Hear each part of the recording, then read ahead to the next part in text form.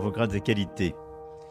Je suis très heureux d'accueillir à nouveau à Paris le président Zelensky, 15 jours, jour pour jour après sa précédente visite, et à un moment qui pourrait être décisif pour l'avenir de la paix en Ukraine et de la sécurité en Europe.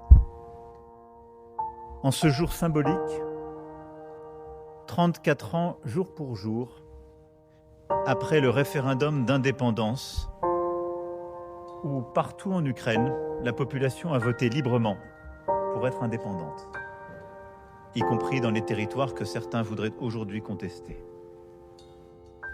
Je veux ici d'abord témoigner au président Zelensky, à travers lui à toute l'Ukraine, tout notre soutien après les nouvelles frappes qui ont visé le pays, martyrisé la ville de Kiev, et je voudrais ici redire nos condoléances. Et après ces dernières heures, la frappe qui a touché Dnipro, là aussi en faisant plusieurs victimes civiles. Ce bilan est lourd, insupportable, et il dit aussi combien la Russie signe et aggrave un peu chaque jour le forfait de son agression, en contredisant les lois les plus fondamentales de l'humanité et du droit international. Au moment où on parle de paix, la Russie continue de tuer et de détruire. C'est évidemment une insulte au droit et un obstacle à la paix. Je voudrais aussi dire au président Zelensky tout mon soutien après 2 semaines qui ont été particulièrement denses et difficiles. Et c'est la raison pour laquelle il était important aujourd'hui que nous puissions nous retrouver. Après les discussions qui se sont tenues à Genève, les discussions qui se sont tenues ces derniers jours à Miami, et après la réunion que nous avons tenue de la coalition des volontaires, à laquelle a été associé pour la première fois à nos côtés le secrétaire d'État américain Marco Rubio. Nous sommes dans une situation où les États-Unis ont pris un rôle de médiateur, et je salue le travail qui est conduit par l'équipe américaine sous l'autorité du président Trump. Les États-Unis d'Amérique, comme l'Ukraine, comme tous les Européens, veulent la paix. Et c'est l'objectif central des négociations qui se sont tenues ces dernières heures et ces dernières semaines. Mais il est clair pour nous tous que lorsqu'on parle de paix, chacun a son rôle à jouer. La Russie d'arrêter l'agression. Elle n'a donné aucun signal, aucune preuve en ce sens. L'Ukraine est la seule qui peut discuter de territoire. Ce sont les siens. Reconnus par le droit international, et elle est souveraine. Quand on parle de garanties de sécurité, elles ne peuvent être discutées ou négociées sans que les Ukrainiens, dont c'est le territoire, soient autour de la table, et sans que les Européens et l'ensemble des alliés de la coalition des volontaires soient autour de la table, puisqu'il s'agit des garants et puisqu'il s'agit aussi de la sécurité du territoire européen. Lorsqu'on parle des actifs russes gelés, les pays concernés et l'Union européenne doivent être autour de la table, car ils en ont seuls compétence sur ce sujet. Et donc il est important sur chacun de ces points que les compétences soient bien respectées. Pour ce qui nous concerne, nous continuerons d'avancer sur ce qui relève de nous. Nous avons donc finalisé le travail sur les garanties de sécurité, comme je l'évoquais, importantes pour la sécurité des Européens, des Français et des Ukrainiens.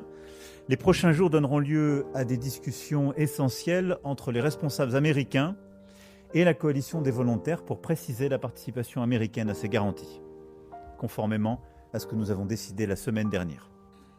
En parallèle, des discussions seront engagées pour que la Russie puisse donner toute clarté aux médiateurs américains dans ce contexte sur sa volonté de paix.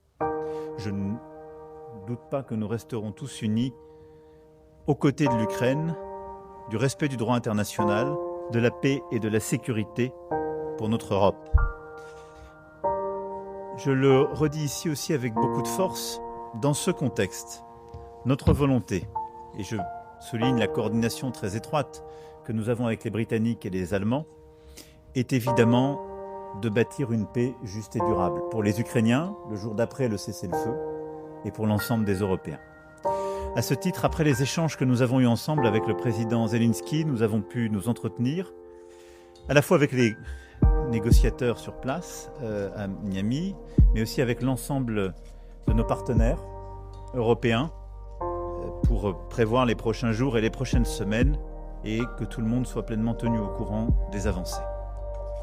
Ce déplacement est également l'occasion, et je finirai là-dessus, pour la France de réaffirmer son soutien à l'Ukraine face aux tentatives d'effacer son identité.